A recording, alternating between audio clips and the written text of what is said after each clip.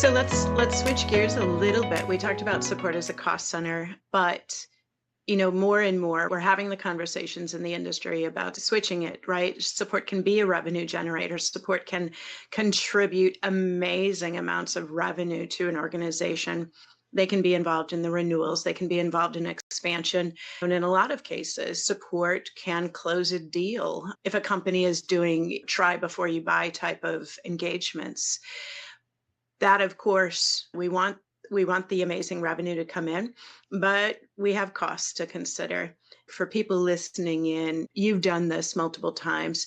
How do you balance that? And I know it's a week-long answer, but give me a couple of your thoughts there around growing support revenue, but maintaining cost or at a steady pace. I think this is a very timely question as well. The era of free, cheap money and financing is behind us, and now the sort of true value of a business is really about at what rate are you able to grow your revenues, and are you able to keep your costs generally flat and not sort of grow linearly along with your revenue base. That's a problem I think a lot of companies are facing, not just CX or support leaders for that matter. But I think the ones that are succeeding are the ones that sort of unlock the secret that support and success can actually be growth and revenue engines for the company. So this thing that you're seeking in terms of growth, in terms of top line revenue, support can actually be a hidden source of that. And the reason I say that is because obviously support, success, etc., are doing things on a day-to-day basis to help your customers get the value out of your product or service and to continue to have a great experience and hopefully stay with you, spend more, and then recommend your product to others, which is the stay, spend, recommend trifecta. I think about that as sort of the framework of what you're really trying to achieve by providing these services. I think the way to balance this is you want to look at what are the things that you're doing within support and success that you would say fall outside the typical spectrum of what would be expected, right?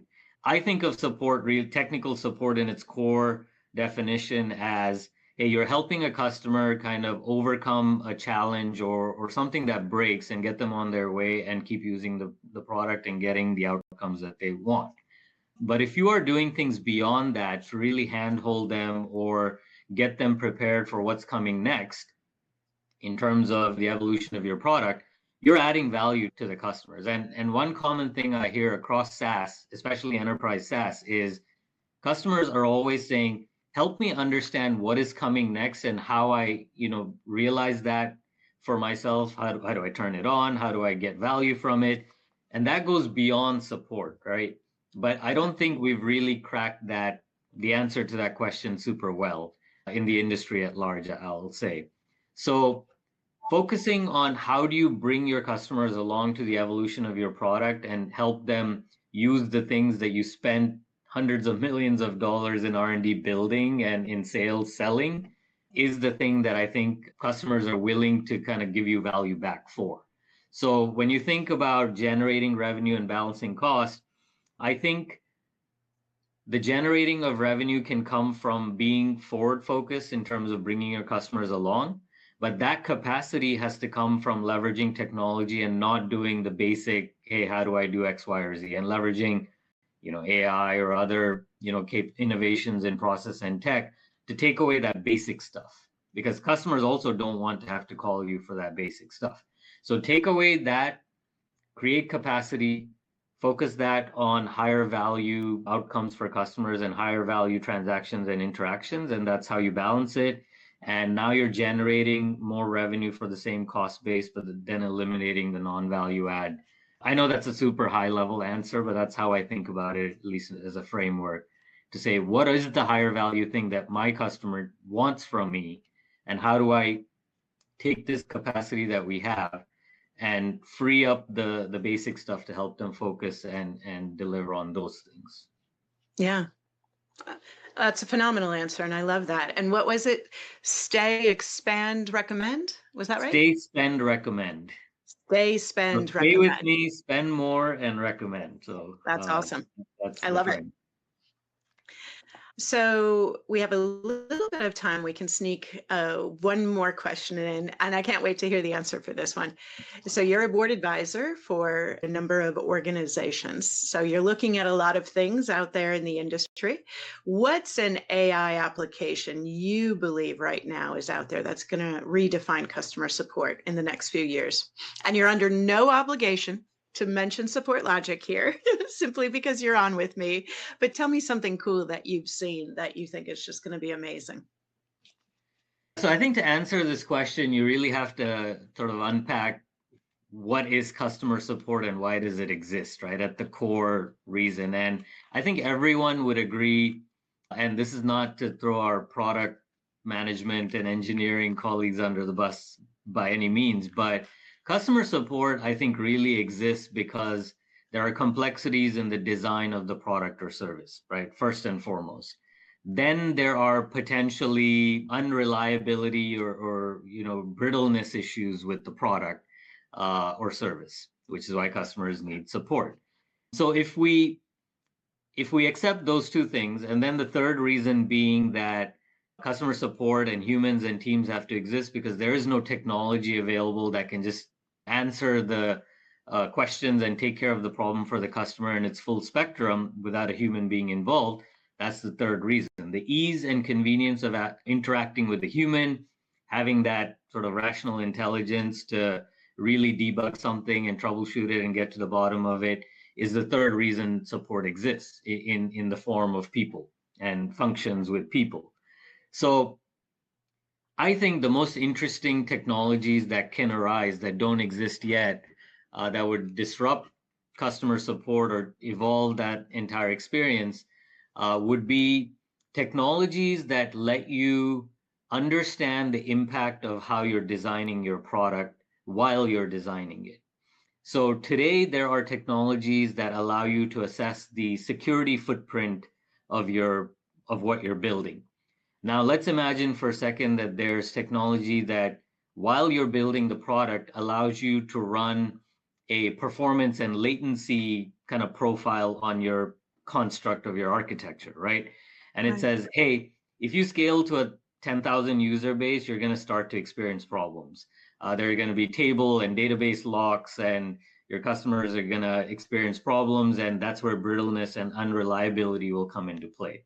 Or let's imagine technology that allows you to configure products through a Q&A interface and not require this implementation teams and 6 to 9 months of requirements gathering and things being missed.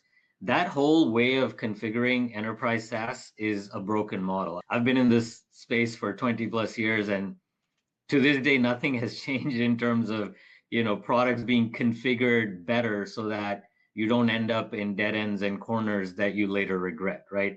And I think Right. that just it's not a I think that's just a consequence of the way that is done today and has been done, which is, hey, you tell me what you want, I'll configure it. Whereas customers are saying, no, you tell me how I should configure it Yeah. based on the problem I'm trying to solve. And because I don't know your product and everything that it can do or the consequence of my decisions.